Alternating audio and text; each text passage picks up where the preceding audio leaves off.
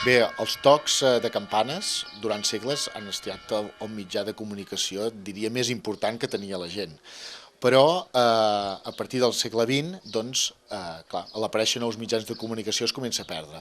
Però, a més, a l'estat espanyol tenim un moment d'una gran devastació de campanes, que és la Guerra Civil, en què la majoria de campanars perden les seves campanes litúrgiques.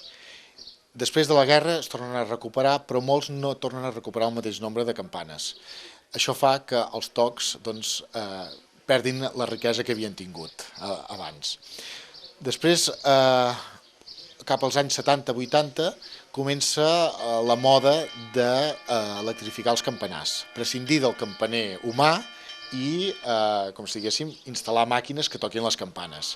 Aquí sí que primer de tot, es va perdent, a mesura que van morint aquests campaners, doncs tot aquest coneixement d'aquest llenguatge que durant segles s'havia transmès de forma oral, i per l'altra, les màquines no poden reproduir la riquesa dels tocs que hi havia antigament, i per tant hi ha una simplificació i unificació dels tocs de campana.